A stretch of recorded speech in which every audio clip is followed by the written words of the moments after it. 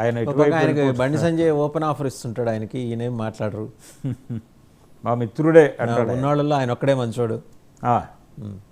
అంటే బీజేపీలోకి వచ్చేస్తున్నాడు ఆయన, ఈ క్షణము ఉత్తర క్షణము అన్న ఇంప్రెషన్ ఇస్తున్నాడు ఆయన. అంటే ఏదైనా మైండ్ గేమా లేకపోతే నిజంగానే టచ్లో ఉన్నారు? లేదండి, మైండ్ గేమే. Mind game. మైండ్ గేమే. అయితే వీళ్ళు ఏం చెయ్యాలి, ఎలా ముందుకు వెళ్ళాలి అంటే ఒక నిర్ణయం తీసుకున్న తర్వాత దాన్ని ఇంప్లిమెంట్ చేయడంలో పెద్దగా తాత్సారం చేయరు. కేసీఆర్ గారి విషయంలో మనకు మొదటి నుంచి అది కనిపిస్తుంది.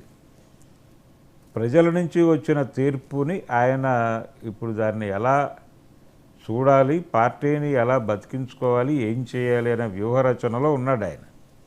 అలాగే హరీష్ రావు గారు కూడా ఇప్పటికిప్పుడు ఏదో డెసిషన్ ప్రకటించి తద్వారా ఏదో లబ్ధి పొందాలి అని అనుకోవడం లేదు. పొందే లబ్ధి కూడా ఏమీ ఉండదనే విషయం ఆయనకు తెలుసు.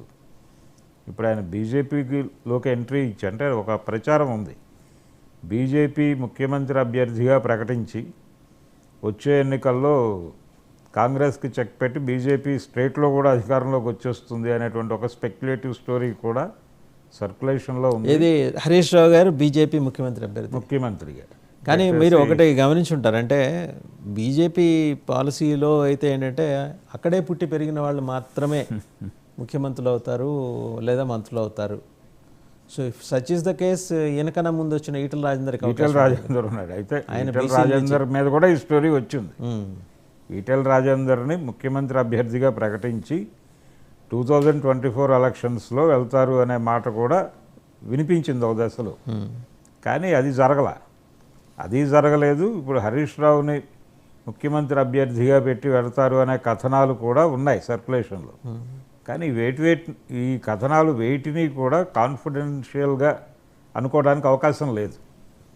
ఎందుకంటే ఆయన ఇప్పుడు వదిలేసి వెళ్ళి అక్కడ ఏం సాధిస్తాననేది ఆయనకు తెలుసు.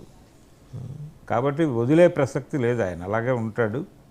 ఆయనకు వచ్చిన ఇబ్బంది కూడా ఏమీ లేదు ప్రస్తుతానికి హరీష్ రావుకి. కానీ ఇలాంటి ఒక స్పెక్యులేటివ్ స్టోరీనే ఇది కూడా. ఇప్పుడు మీరు చెప్తున్న ఎమ్మెల్యేలను రాజీనామా చేయించి ఎమ్మెల్యేలను రాజీనామా ఉన్న పళంగా చేయించడం వల్ల బీజేపీకి వచ్చి బీజేపీ ఘర్షణ రహిత అధికార మార్పిడి కోరుకుంటుంది.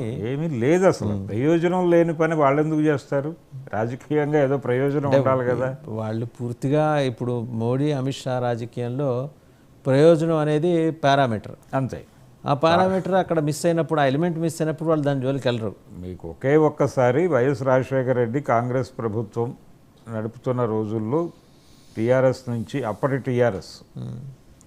టీఆర్ఎస్ నుంచి మందాడి శ్రీనివాసరావు అలాగే జగ్గారెడ్డి ఈ బ్యాచ్ని ఆయన అట్రాక్ట్ చేశాడు. వీళ్ళందరూ 8 మంది, అదే 8 ఫిగర్ ఇక్కడ కూడా మాట్లాడుతోంది. ఇప్పుడు 8 మందిని అటు కాంగ్రెస్లోకి తీసుకున్నారు. అది సుదీర్ఘంగా నడిచింది ఆ కేసు వాళ్ళ మీద. అంటే దాదాపు ఎన్నికల వరకు ఆ కేసును నడిపారు. ఇప్పుడు అదే పరిస్థితి. ఒకవేళ అది గుర్తుండి ఉంటే ఎవరికైనా ఇమ్మీడియట్గా వీళ్ళు పార్టీ మారినా కానీ దానికి సంబంధించినటువంటి కేసుని అంతకాలం డ్రైవ్ చేయొచ్చు, నడపచ్చు.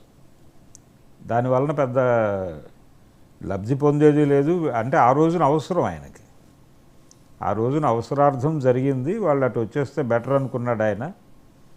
కొంతకాలం టీఆర్ఎస్తో స్నేహం నడిచి అది ఫెయిల్ అయిన తర్వాత టీఆర్ఎస్ని డైల్యూట్ చేయడం కోసం వీళ్ళని అట్రాక్ట్ చేశాడు. అసెంబ్లీ వేదికగా ఆనాటి అసెంబ్లీలో ఉన్నటువంటి ఫ్లోర్ లీడర్ ఈటెల రాజేందర్ని ఉద్దేశించి ఆయన మాట్లాడుతూ, వైఎస్ ఎన్నికల్లో మీరు ఎన్ని గెలిచారు, ఇప్పుడు ఎంతమంది ఉన్నారు మీ వెనకాల? అవును, అసెంబ్లీలోనే అన్నారు రాజేంద్ర గారిని ఉద్దేశించి. అసెంబ్లీలోనే అన్నాడు ఆయన. కాబట్టి అది ఒక వ్యూహం. అంటే తెలంగాణ నినాదాన్ని డైల్యూట్ చేయటము ఈ కార్యక్రమంలో భాగంగా జరిగిన కార్యక్రమం తప్ప ఇప్పుడు అలా లేదు. ఇప్పుడు ఆ పరిస్థితి లేదు, అవసరం అంతకంటే లేదు. ఇది కేవలం స్పెక్యులేటివ్ స్టోరీ మాత్రమే.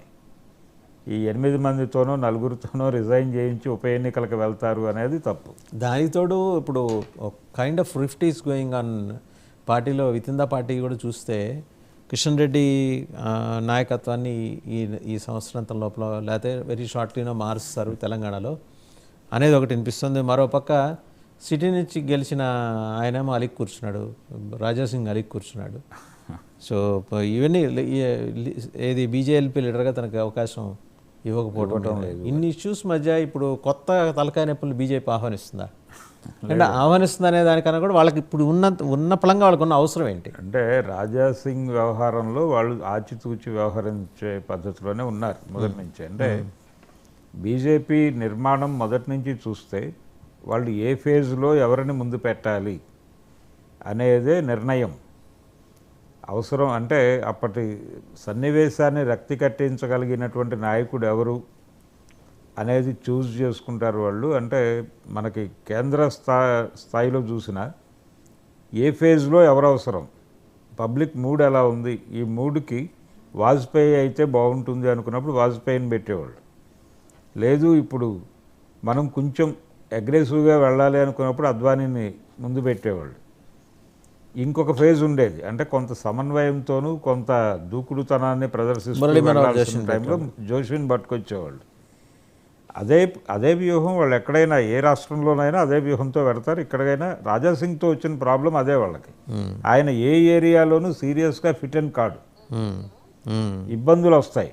ఓకే, ఆ ఇబ్బందులు వస్తాయి అనే ఉద్దేశంతోనే అతనికి తగిన ప్రాధాన్యత ఇవ్వడానికి పార్టీ నాయకత్వం ఆలోచిస్తోంది. అది ఆయన కూడా అర్థం చేసుకుని తను కొంచెం అంటే నలుగురిని కలుపుకుని వెళ్ళే నాయకుడు అని కూడా అనిపించుకోవాలి అతను. ఇప్పటి వరకు ఏంటంటే ఒక సెక్టేరియన్ ఇమేజ్ ఉంది. ఆ సెక్టేరియన్ ఇమేజ్ నుంచి కొంచెం బయటకు వచ్చి ఇతను కూడా నలుగురిని కలుపుకుని వెళ్ళగలడు, బ్రాడర్ ఫ్రేమ్లోకి రావాలి. అది రాగలిగితే అప్పుడు ఆయన ఆ కోరిక కోరినా సమంజసం. ఆ పరిస్థితి లేదు కాబట్టి అతన్ని పట్టించుకునే అవకాశం లేదు.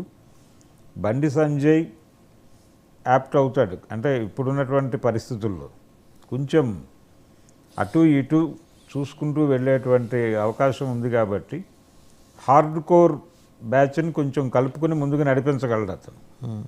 అందుకని బండి సంజయ్కి కొంత ఛాన్సెస్ ఉన్నాయి. ఒకవేళ కిషన్ రెడ్డిని తప్పించాలి అనుకుంటే, కిషన్ రెడ్డిని వేరే బాధ్యతల్లోకి తీసుకెళ్ళాలి అనుకుంటే అది ఎలాగూ జరుగుతుంది. కాబట్టి వీళ్ళల్లో ఎవరైనా వస్తారు అంతే తప్ప రాజాసింగ్కి ఆ పరిస్థితి డెఫినెట్గా ఉండదు.